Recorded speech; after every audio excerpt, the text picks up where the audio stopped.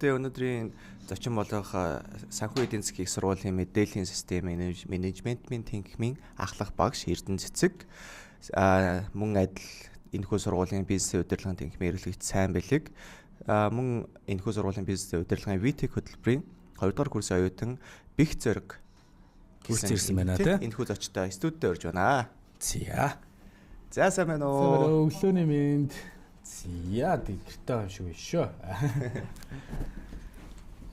Зя тэгээд студид тавтай морил. За манай чивчээ зүгээд Микэ өөртөө аль тухтай байдалтай байрлуулаад. Тэг гэртээ гам шиг гоё тухтай нээлттэй илэн далангоо ярилцъя тий. За манайхаа бэлэн болчих. За болцсон тий. За сайхан амарцгаасан уу? Сайхан амарцгаасан уу? Мигнүүдээ жоохон өөрсдөө гоёртуулаад татчих жоо шүү хөдлөн. За та гуравтаа энэхүү өглөөний мэндийг хүргэе. Өглөөгөө хэрхэн эхлүүлв дээ? Тэгэл босоод аяг цагаа угаал ажиллаж тэгэл ашиглалаа та. Манай Улаанбаатар кофе гоё уус тээ. Та бүхэн амсч үзв. За тэгээд бас бид хоёр бол та бүхнийг бас танилцуулсан. Тэгээд та бүхэн манаас нэг өөрсдөө гоё дэлгэрэнгүй танилцуулаад ярианд иргэд орхоо. За сайн бэлэг гэдэг санхүү эдийн засгийн сургуулийн бизнесийн удирдлагын тэнхимийн эрхлэлээр ажилладаг байгаа. За тэгээ одоо өнөөдрийн ярилцсан дээр бид нар болохоор олон улсын мэргэжлийн дипломтой BTech хөтөлбөрийн танилцуулга хийх гээд ирсэн. Тэгэхээр энэ BTech хөтөлбөрийн бизнес хөтөлбөрийн ахлагчаар ажилладаг юм хүн байна. За сайн мэцхан уу? Намайг Эрдэнэ Цэцэг гэдэг. Мэдээллийн системийн менежментийн тэнхимийн ахлах багш Эрдэнэ Цэцэг байна. За одоо яг энэ BTech хөтөлбөрийн ахлах баталгаажуулагч явдаг юм байна. За сайн мэцхан уу? Намайг Бэх Зориг гэдэг. Санхүү эдийн засгийн их сургуулийн BTech хөтөлбөрийн анхны оюутнуудын нэг. За тэгэхээр саяны бас нөгөө BTech хөтөлбөрийг өдрөөс дурдж байна те. Тэгээд бүгдээрээ бас BTech хөтөлбөрийг ер нь энгийнээр тайлбарлавал ер нь ямар төрлийн сургалтын хөтөлбөр гэж ер нь ойлгож болох вэ те. За яг нөгөө бүр хүмүүстэй үзэгчтэй айгүйх ойлгомжтой байдлаар танилцуулбал бас би бас зүгээр болов гэж бодсон. Тэгээд та бүхэн одоо хоёр хөтлөгчөөс асуумаар байна л да. За ямар нэгэн бараа бүтээгдэхүүн худалдаж авлаа гэж бодъё л да тий. Сонголт хийх хичээлээ гэж бодъё. Тэгвэл хамгийн түрүүнд юуг нь хардаг вэ? Чанар. За ер нь баг үн хард юм уу? За үн харна, чанар харна. Гэтэл одоо жишээлбэл боловсролын байгууллагын ч юм уу эсвэл сургалтын хөтөлбөрийн чанар гэж та хэдийн хувьд юу вэ? За тэр чанар бол олон улсад ч гэдэм үү эсвэл одоо магадлан итгэмжлэгдсэн тий одоо хүлээн зөвшөөрөгдсөн байх юм бол тэрийг чанар гэж үздэг гэж би боддог. Таны ер нь эдлэгээний талаас л харагдах байх та. Сургалт юу одоо аль ч зүйл дээр гэсэн тий сургалтын тал дээр ч гэсэн одоо тэр сурсан зүйл маань хүний амьдралын эдлэгээнд амьдралд хэрэг нөлөө үзүүлж чинь гэх юм уу те ямар яаж хэрэгтэй байна гэдэг талаас нь. Тийм. Тэгэхээр ер нь бол хүн болгоны хувьд бол чанартай бараа үйлчлэгээ авахыг хүсдэг. Тэр бол угаасаа одоо маш олон судалгаагаар батлагдсан байдаг те. Тэгэхээр сургалтын чанар гэдгийг юу гэж ойлгох вэ гэхээр зэрэг мэдээж маш олон бүрдэл хэсгүүд байгаа те. Тухайн хөтөлбөр байна. За магадгүй одоо дид бүтцэн байна, багш байна ч юм уу те. Ном сурагч байна ч юм уу маш олон зүйл байгаа. Тэр бүхнийг ингээ нийлүүлээд бид нэр яг чанар гэдэг ойлголтоор хэлчих болж байгаа. Гэтэл манай энгийн үзэгчид ч гэдэг юм уу те эсвэл одоо энгийн хэрэглэгчид нар тухайн бараа бүтээгдэхүүнийг гаднаас нь хараад тухайн бүтээгдэхүүн чанартай юу чанаргүй юу гэдгийг хараа хэл мэдэхгүй шүү дээ. Мэдэхгүй те. Тэгэхээр зэрэг боловсролын чанар гэдэг үзүүл чинь бас харагдахгүй. Одоо хараад ч юм уу те ингээ сургуулийн барилгыг нь хараад мэдгүй, багшийг нь хараад мэдгүй, эсвэл ганц нэг төгсөгчтэй нуулзаж ярилцаад бас мэдгүй. Тэгэхээр зэрэг чанарын баталгаажуулалт гэдэг нэг ойлголт байдаг. Өөрөөр хэлбэл та бүхний өмнөөс хэрэглэгчийн өмнөөс энэ бараа бүтээгдэхүүн чанартай юм шүү. За чанартай болохын төлөө ирмэлцэж ажиллаж байгаа юм шүү гэдгийг нь хөндлөнгийн байгууллага ингээ баталгаажуулаад өгч байгаа гэсэн үг байхгүй. Тэгэхээр бидний хувьд бол энгийн хэрэглэгчид тухайн бараа үйлчлэгээ чанартай гэдгийг хамгийн ихэнд харахыг хүсвэл юу харах вэ гэхээр за хамгийн нэг зах нь одоо энэ хөндлөнгийн байгууллагаар баталгаажуулагдсан байна уу гэдгийг нь харж байгаа гэсэн. Тэгэхээр санхүү эдийн засгийн сургуулийн хөтөлбөрүүд болохоор зэрэг за та бүхний сайн мэдж байгаа ECB-SB гэдэг олон улсын магадлалын итгэмжлэлт 2008 онд орсон. Тэгээд энэ нь болохоор юу гэхээр зэрэг за энэ санхүү эдийн засгийн сургууль маань өөрөө сургалтын байгууллагын хувьд олон улсын стандартыг хангасан байна шүү. За чанараа тасралтгүй сайжруулдаг юм шүү.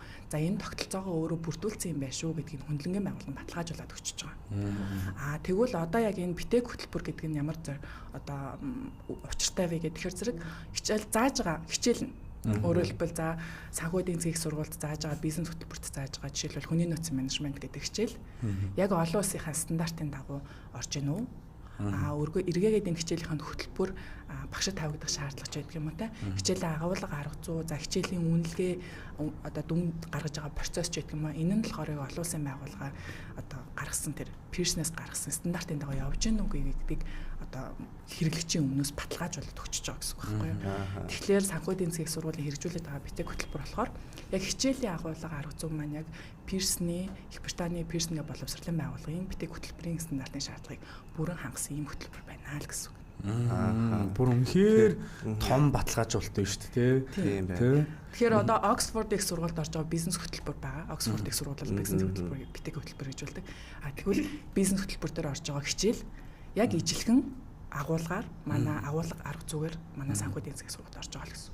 Их орондоо тэгээд гадаадын хайгуу том одоо юу гэдэг нь тэгээ Оксфордын бизнесийн за тэгээд энэ бас хөндлөгийн байгууллагаас шалгагдсан яг үнэхээр яг баталгаатай хичээлүүдийг үзэж байгаа тий. Тэгэхээр чанартай яг хөтөлбөр байгаа юм байна шүү дээ тий. Тэгэхээр одоо энэ хөтөлбөр маань яг санхүү эдийн засгийн сургуульд ороод хэр удаж байгаа вэ? Сая бас манай бих зэрэг маань хэллээ шүү дээ. Анхны оюутнуудынхаа нэгээ гэдэг. Энэ талаар мэдээлэл өгөөч. За энэ хөтөлбөр маань одоо яг энэ жил бол 3 дахь хэсэгт авч байна. Бих зэрэг маань анхных гэхээр 2 дугаар курсыг төгсөж байгаа гэсэн үг байхгүй. Тэгээд одоо манай сургууль дээр болохоор 2 мэргэжлэр авч байгаа. За эхнийх нь бизнесийн удирдлага, хоёр дахь нь data analytic буюу одоо мэдээлэл технологийн чиглэлийн хөтөлбөрөөр 2 мэргэжил болгож байгаа. За data analytic нь бол энэ жил 2 дахь жилийн хэлэлцийг авч байгаа юм хөтөлбөр. 2 дахь жил гэхээр ер нь орж ирээд удаагүй байгаа. Шинээр. Тийм. Санхүү эдийн засгийн их сургууль яг их сургуулиуд дундаас хамгийн анхны энэ левел 4 болон 5-ыг хэрэгжүүлэх зөвшөөрлөг аваад албасаар хэрэгжүүлж байгаа.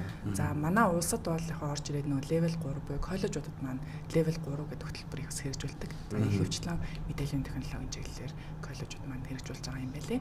За битэк өөрөө хөтөлбөр нь болохоор зэрэг нэг undergraduate-ээс эхлээд postgraduate хүртэл ахгүй. Өөрөөр хэлбэл одоо ерөнхий боловсролын сургуулийн ахлах ангиас эхлээд тэгээд одоо магистрийн агсан түвшний сургууль хүртлээр хэрэгжүүлдэг нийтдээ 7 левелийн хөтөлбөр байдгийг. Тэгээд левел хоорондоо бас бие биенийг ингээ хүлээн зөвшөөрдөг, шилжиж болдог. Их сургуулиудын түвшинд болохоор зэрэг бакалаврын түвшинд 4 болон 5 дугаар зэрэг.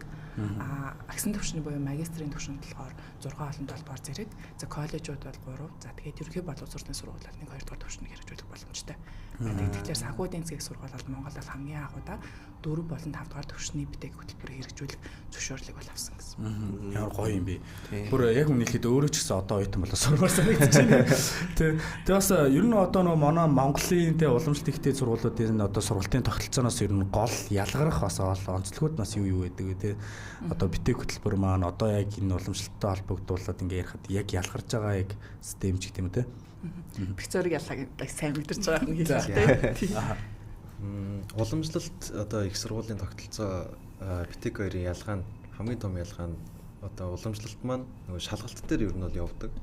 Битэк бол шалгалт гэхээсээ илүү нөгөө төсөл хамгаалалт гэж явдгаар хамгийн том давуу талтай. Тэгэхээр энэ маань одоо юунд илүү хэрэгтэй болж байна гэхээр 21-р зууны одоо ажлын байрны болон энэ боловсролын тогтолцоо бас өөр болчиход байна. Юу гэхээр ажил олгогч нар маань төгсөгч нараас юу хүсэж ийн гэхээр зөвхөн мэдлэгээс гадна практик, ур чадвар нэхэд идэг. Тэгээ ажилд орох гээд ажлын ярилцлаганд орох гэхээр нөгөө хошин шогийн яриач гэсэн байдаг шүү дээ. Дөнгөж төгсөж явахад ажлын туршлага шаардлагатай нэхэд шүү дээ гэдэг. Энийг л ер нь бол шийдэх гэсэн үг. Тэгэхээр нөгөө битэкээр сурж байгаа тохиолдолд уламжлалт нөгөө байнгын шалгалт өгөх одоо нөгөө онлайн мэдлэгээ ингээд тотална аваад нөгөө шалгалтанд бэлтгэхээсээ илүү амьдралд илүү ажилд бэлтгэгддэг гэсэн үг. Тэгэхээр хичээлээ үздэгээрээ үзнэ яг нөгөө уламжлалттайгаа адилхан. Гэхдээ шалгалт нь илүү нөгөө төсөл хамгаалалт нөгөө сурсан юм илүү бодиттой болгож байна л гэсэн үг. Тэгэхээр битэкийг төгссөнөр хамгийн том давуу тал нь та ажлын байран дээр гарахад ажил олгогч нартай үнэлэгдээд илүү богино хугацаанд карьерийн одоо өсөлттэй байх боломжтой л гэсэн үг. Тэгвэл бих зэрэгээс бас нэг явсаж сая нөгөө нэг төсөл гэж ярьснаар одоо бас жаахан дэлгэрүүлээд ярил те ямар төсөл дээр бас ажиллаж байна гэдэг чинь. Яг хаа үзэж байгаа хичээлүүдийн одоо жишээ нь хүний нөөцийн менежмент ч юм уу хичээл байлаа гэж бодоход ер нь бол хичээл болгон дээр төслийн хамгаалалт бол байгаа. Тэгэхээр тухайн үзэж байгаа хичээлийнхаа дагуу бид нар нөгөө Монголоос одоо манай сургууль маань биднэрт нөгөө төслийн талаар юм өгөхгүй бүр англиасаа Pearson-аас биднэрт өгдөг гэсэн үг. Тэгэхээр англиас биднэрт удирдамж өгөөд тэр удирдамжийн дагуу манай багш нар маань хичээлээ ороод бид нар оюутнууд маань тэр удирдамжийнхаа дагуу төслийнхаа хамгаалтыг хийдэг гэсэн үг. Тэгэхээр бид нар бодит кейс дээр ажиллах уу эсвэл өөрсдөө шинээр одоо нөгөө сурсан мэдснийхаа дагуу шинэ төсөл ингээд зохиогоод төслийн хамгаалт хийх үү гэдэг нь тухайн хичээлээс л ер нь болно гэсэн үг. Өө ямар гоё юм бэ те. Өстой гоё юм байна. Илүү сонирхолтой дангаан зүгээр ингээд лекцэн цуугаал онлайн мэдлэг гэхээс илүү маш олон тийм практик дадлахууд одоо туршилтууд одоо science class нэрээр туршилт гэж ярих юм бол маш олон зүйлийг хийж байгаа юм байна. Сая оюутан за манай пикчер маань оюутан талаасаа одоо битэкээр сурахад ийм байдаг юм байна гэдгийг өөрийнхөө мэдэрч байгаа талаас хэллээ. За одоо харин багш нарын маань талаас энэхүү мэргэжлийг сонгох гэж байгаа залуус те одоо сурагч нарт одоо давуу тал нь юу гэж хэлмээр байна. Тэгэхээр сая нөгөө хөтөлбөрүүдээ ярьсан шүү дээ. Хичээлийн агуулга аргацуудаар ярьсан. Тэгэхээр зэрэг нөгөө битэк хөтөлбөр болохоор дэлхийн 70 гаруй улс орнд хэрэгжүүлдэг маш олон ихтэй сургуулиуд. За ялангуяа одоо нөгөө бүх төвшөнд хэрэгжүүлдэг тухай би түрүү ярьсан тийм. Тэгэхээр зэрэг бүх төвшөнд хэрэгжүүлж байгаа ингээд энэ хичээл сургалтын хөтөлбөрийг боловсруулахдаа маш олон юм хамтрагч түншүүд одоо ажил олгогч байгууллагуудтай Pearson өөрөө хамтардаг юм байна. За тэгээд тэр байгууллагуудын одоо ажил олгогчийн хэрэгцээ шаардлагыг судлаа. Тэгтээ тэр нь зөвхөн Монголынх биш байх нь шүү дээ. Дэлхийд даяар байгаа 70 гаруй улс орны ажил олгогчийн хэрэгцээ шаардлагыг судлаад тэгээ нөө битэк хөтөлбөрийн одоо оюутанд олгож байгаа мэдлэг ур чадвар хичээлийн хөтөлбөрийн агуулга болохоор ингээд шинжлэгддэг. 4 жил тутамдаа шинжлэгддэг. Жишээлх юм бол одоо бэхзэргүй бол 25 оны програмаар явж байгаа. Тэгэхээр зэрэг энэ маань 29 онд дахиад шинжлэгдэнэ гэсэн. Тэгэхээр ингээд байнга юм up to date баггүй юу. Тэгээ тийм ажил олгогчийн хэрэгцээ шаардлага дээр тулгуурлаад хичээлийнхэн хөтөлбөр нь ингээд өөрчлөгдөж байгаа. Тэгэхээр зэрэг манай сургууль дээр ямар шаардлага тавьж байгаа гэхээр зэрэг одоо энэ хичээлийг бизнес хөтөлбөрийн оюутандаа яг энэ агуулга хөтөлбөрийн дагуу хичээлээ сургалт орно. Энэ даалгаврыг хийлгэнэ. Үнэлгээндээ ийм процесс байна гэх маш олон дүрм журмуудтай байдаг. Тэгээ тэр бүх дүрм журмуудыг бид нар бас судлаад яг тэрэнд нь нийцүүлээд үйл ажиллагаа зохион байгуулад явдаг гэсэн. За бас нэг хөтөлбөрийн ясан онцлог зүйлүүд байна. Оюутны үнэлгээний системд бас маш том өөрчлөлт байгаа. Бидний хувьчлан үнэлгээний систем маш тэ 100 хүртэл үнэлгээтэй үнэлгээний систем. Энэ хөтөлбөрийн оюутнуудын болохоор зэрэг pass merit distinction буюу нэг сайн дунд маш сайн гэх нэг үнэлгээ байдаг шүү дээ. Тийм үнэлгээгээр үнэлэгддэг байхгүй. Тэгэхээр зэрэг энэ хичээлээр олгож байгаа мэдлэг ур чадвараа энэ даалгаврын түвшинд хэрэгжүүлж байгаа. Энэ үнэлгээгээ pass нуу, merit байсан уу, эсвэл ингээ бүр онцгой сайн байсан уу гэдгийг үнэлж байгаа. За тэгээд мэдээж бол оюутан бол пасслах юм бол тэгэл үнэлгээг аваад мэдээж аваа явна. Тэгээд дараа нь болохоор яг их зэрэг багш ингээд дүн тавьчихна. Тэгээ яг ингээ нөгөө боловсролын байгууллагын тогтолцоо талаас, арга зүй талаас энэ бол ингээд бидний хувьд бас айгүй шинэлэг тийм одоо сурах үст юмнууд байгаад байгаа байхгүй. Жишээлх юм бол багш ингээд дүнгээ тавиад хичээлээ дуусчдаг шүү дээ, тийм уламжлалаар. Гэтэл бол тэн дээр бол тэхгүй багш дүнгээ тавиад дуусна. Дотоод баталгаажуулалт маань үнэлнэ одоо Эрдэнэс багш бол дотоод баталгаажуулалт ажиллаж байгаа болохоор маш сайн мэдж байгаа. Дотоод баталгаажуулж оюутны даалгаврыг багш яг шаардлагын дагуу үнэлсэн байна уу? Үгүй байна уу гэдгийг шалгана дахиад. За тэгээ хэрвээ хангаагүй гэдэг юм бол эргээгээд за энэ даалгаврыг одоо шаардлагын дагуу үнэлээгүй байна. Дахиад даалгаврыг нийлүүлнэ. Читг юм уу те? Гих бичлэнгээр ерөөдөө олно чанарын баталгаажуулалтыг даалгаврын төвшөнд ингэ шалгаж байгаа. За тэгээ жилдээ 2 удаа манай дээр нэг гадаа шалгагч гэж ажилладаг. Өөрөөр хэлбэл одоо Англиас Pearson Bitekes яг томилогдсон гадаа шалгагч манай хөтөлбөр дээр ажиллана. За тэр хөтөлбөр болохоор ингээ бас яг оюутнуудын даалгаврыг одоо багшийн үнэлгээ те өөр одоо төлөвлөгөө бүх юмнуудыг шалгана. Тэгэн гутаа за энэ пикцергийн хийсэн даалгаврыг сайн бэлэг гэдэг хүн үнэлээд ингээд тавьсангийн Эрдэнэ цэцэг гэдэг хүн шалгаад ингэж үнэлсэн үнэлгээтэй хүлээн зөвшөөрөх юм уу хүлээн зөвшөөрөх юм уу? Гэт гадаа шалгагч. Хэдвээ гадаа шалгагчийн шаардлага нь нийцээг байх юм бол пикцергийг дахиад даалгавраа хийн гэсэн. Пикцерийг бол ерөөсөө маш их хатуу хяналтанд дор даалгавар хийж байгаа хөхтэй шүү дээ. Дахин тий. Тэгээ одоо энэ ч бас Эрдэнэ цэцэг өгшөөс асуумар санагдаа. Одоо ер нь эдгээр мэрэгжлийн тий одоо чиглэлүүд за тэгээ өнөөдрийн хөтөлбөрийн зах зээл дээр одоо хэрэгцээтэй хэр одоо нийцэж байна гэж юм таны зүгээс харж байгаа. За ер нь одоо нөгөө нэг дэлхийн зах зээл дээр ч гэсэн хүний нөөцийн эрэлт нь хамгийн өндөр өсөж байгаа салбар нь бол мэдээж бизнес, дээрээс нь мэдээллийн технологийн хасалсан юм мэрэгчлүүд яваад байгаа байхгүй. За тэгээд дата аналитик мэрэгжил маань болохоор мэдээж хэрэг одоо Монголд ч гэхгүй олон улсад маш хүчтэй одоо сүүлийн бараг 5 жилийн туршид маш эрчимтэй 30-аас 40% өсөж байгаа юм эрэлттэй мэрэгжил. За тэгээд давхар энэ маань бизнесийнхээ одоо суур мэрэгжилтэй хосоороо явж байгаа учраас цэвэр одоо мэдээллийн технологи ч юм уу програм хангамжаар төгсөж байгаа оюутнуудтай харьцуулах юм бол ур чадварын хувьд ингээд ийм хосолмол мэрэгжилтэй төгсөж байгаа гэсэн үг. За тэгээд дээрэс нь нэмээд энэ оюутнууд нөө сайн л багш ярин дээр нэмээд хэлэхэд 3 жил Монголдоо сураад за Pearson-гийн сертификат 1 level 3-ын диплома 4-ийн диплома level 4-ийн диплома дээрэс нь санхүүгийн засгийн их сургуулийн бакалаврын зэргийг бас давхар авах юм 3 жилийнхаа сургалт. За тэгээд оюутан үнэхээр өөрөө хүсэх юм бол Их Британий 30 гаруй их сургуулиуд руу дахиад 1 жил сураад тухайн сургуулийнхаа дипломыг бас авах боломжтой. Тэгэхээр нэг одоо нөгөө сумаар маш олон туулаа зэрэг буудах боломжтой байх шээ. Тичнээн диплом авчихсан. 3 болчих хэд болчих. 3 жилийн суралцах хугацаанд 3 дипломтой төгсөн. Тэгээд дахиад 1 жил сураад дахиад Британь руу очоод Английн дипломтой сурч төгсөж бас Тэгэхээр бакалаврын Монголд суралцсан бүх дөнгүүд нь тухайн 30 гаруй сургуультай шууд хүлээн зөвшөөрөгдөөд үргэлжлүүлээ суралцах боломжтой байхгүй юу? Тэр өөрөө бодолтой. За. Танай эсэлт хийцээ гэсэн бэ. Манай эсэлт эхэлсэн байгаа. Тэгээ бас яг энд ташрамд боллаа гэдэг шиг тий. 6 сарын 13-нд манай сургуулийн нээлттэй хаалганы өдрөлөг болж байгаа. Тэгэхээр зэрэг та бүхэн бас сонирхож байгаа юм бол ирээд хөтөлбөрийн талаар дэлгэрэнгүй мэдээллүүдийг авч болно. Мөн яг битэк хөтөлбөрт дата аналитик болон мэдээллийн систем бизнес гэсэн хоёр мэргэжлэр эсхийг хүсэж байгаа. За тэгээ мэдээж одоо маш олон зүйлүүд байдаг те хүний амьдралд. Тэгэхээр зэрэг яг одоо суралцах боломжийн тэтгэлэг бас зарлагдсан байгаа. Битэк талент гэдэг тэтгэлэг. Мэдээж нөгөө хөтөлбөр маань англи хэл дээр хэрэгжүүлж байгаа учраас англи хэлний төвшин хангалттай сайн байгаад за тэгээд бас төлбөрийн боломжгүй ч гэдэг юм уу те суралцах хүсэл эрмэлзэлтэй ийм эсэгч нартаа зориулсан битэк талент гэдэг тэтгэлгийг бас бид нар зарсан байгаа. 6 сарын 13 хүртэл тэтгэлгийн материалаа бид нар хүлээж аваад за тэгээд тэтгэлийг хардуулна.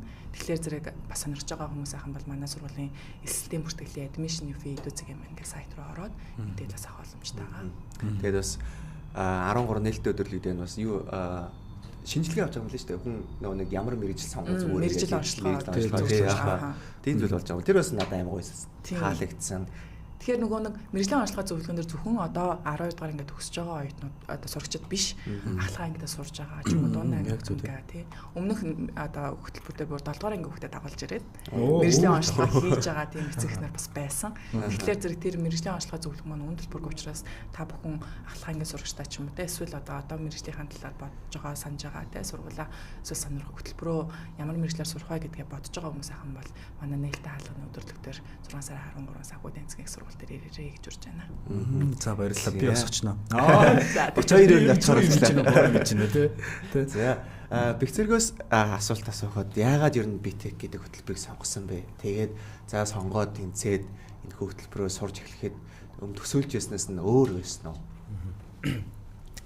За миний хувьд би яг нөгөө шууд 10 жилээ төгсөж шууд их сургуульд ороогүй. Тухайн үед миний үзэл бодол юу байсан бэхээр үеийнхээ маань нөгөө цаг алдалгүй шууд сурах хэрэгтэй гэдэг үзэл бодолтой байсан бол би эхлээд яг ажлын байран дээр гарвал яг яа тийм бол туршлага хоригдлуулчаад тэгээд сургуульд одоо сурыг гэж юу нь бол бодож исэн. Тэгээд нэг 2 жил гаруй хугацаанд бол ажил хийгээд одоо Монголын бас нэг томоохон компаниудад бас ажил хийгээд явсан. Тэгэхэд ажил олгогч нар надад яг ажлын ярилцлаганд орж байхад хамгийн түрүүнд чи ихтэй сургууль сураагүй юм байна. Тэгэхдээ яагаад ийм амар өөртөө ихтэй манай ингээд ажилд одоо орох ийм ярилцлаганд орж байгаа юм бэ гэхэд би яг дипломыг яг нэгдэх одоо хэрэгцээ гэж үзэхгүй. Яагаад гэвэл диплом дээр одоо нийт ихэнх одоо нэг уламжлалт сургалтууд маань юу гэдэг гэхээр зөвхөн академик мэдлэг олгоод байдаг бол би эхлээд практика жоохон хоригдлуулж байгаа. Тэгээд дараа нь академик мэдлэгээ авал илүү сайн суралцах юм байна да гэдэг ийм үзэл бодолтой гэж ер нь бол тухайд хэлж ирсэн. Тэгээд нэг 2 жил гаруй хугацаанд ажиллаж агаад за одоо би нэг суръя да гэж бодоод санхүүгийн засгийн их сургуулийг сонирхоод үзсэн чинь цоо шинэ хөтөлбөр одоо яг санхүүгийн засгийн их сургуулийн 101 дэх жилийн ойд дээр шүү дээ. 101 дэх жилийн ойд дээр яг энэ Америкийн Их Британий энэ битэк хөтөлбөрийг ингээд оруулж ирж байгаа гэсэн. Тэгээ би ингээд description-ыг ингээд уншаад үзсэн чинь яг нөгөө миний үзэл бодолтой яг таарч исэн байхгүй. Заавал нөгөө нэг академик мэдлэг биш, академик практик одоо энэ хоёрыгоо онл практика хослуулсан ийм одоо хөтөлбөр бас байж болдсон биш үү? Яагаад энүүгээр ингээд сурах боломжийг өмнө бас мэдж байгаагүй юм бэ гэд Тэгэл их орондоо ажлынхаа хажуугаар бас ингээд сурах боломжтой эсвэл ингээд яг энэнийхээ дагуу хичээлдээ 100% төлөрд ингээд суралцах боломжтой байна. Энэ маш том боломжийг ингээд биднэрт олгож байгаа юм байна. Тэгээ мөн дээрэс нь нөгөө нэг зүйл дурдаад хэлэхэд манай энэ сургалтын төлбөр бас ер нь гадаадд суралцахыг бодвол хамаагүй боломжтой. Тэгэхээр нөгөө сая ингээд 3 диплом авчаа дахиад Англид ингээд суралцах боломжтой гэсэн шүү дээ. Тэгэхээр нөгөө ихэнх улсуудад Европын юм уу Английн улсуудад бол 3 жил сурдаг бол бусад улсууд 4 жил сурахад өндөр шүү дээ. Нилээ өндөр шүү дээ. Ер нь бол нилээ боломжтой айлын хүүхдэл сурна гэсэн үг. Эсвэл нилээ сайн тэтгэлэг аавна. Тийм боломжтой азтай завшаатай тийм тохиолдол бол маш цөөхөн шүү дээ. Тэгэхээр санхүү эдийн засгийн сургууль бол Монголд яг нөгөө монголчуудынхаа эдийн засагт бас тааруулсан сургалтын төлбөртэй байдаг. Тэгээд дэлхийн боловсролыг Монголд гэсэн ийм гоё боломжийг олгож байгаад нь баярлалаа. Тэгээ энэ хөтөлбөрийг сонгоод суралцж байгаа. За тэгээд баярлалаа. Тэгээд ер нь ямар мундаг хөвгтвэ яг сонсон. Би бол тэгэж бодоагүй сурсан юм. Сая сонсоход бол ерөөсөө яг ингээд очиод практика үзчихээ. Тэгээ очиод тэгээ 2 жил үзчихээд за одоо сурах хэрэгтэй юм байна гэгээд яг сураад тэгээ сурахтаа бас ямар хөтөлбөрөөр сонгох хэрэгтэй өөрөө сонгоод сурдаг те. Аюу мундаг. Тэгээд одоос нөгөө бидний ярилцах цаг дуусчихсан. Гэхдээ би яг сүүлчийн асуултаа асуучих. Тэгээд маш сонирхолтой байгаад байна. Энэ хөтөлбөрийг төгссөн залуус ямар ажлын байран дээр нь ажиллах боломжтой байдаг бол тэр талааснаас биднэрт эхэлж өгөл.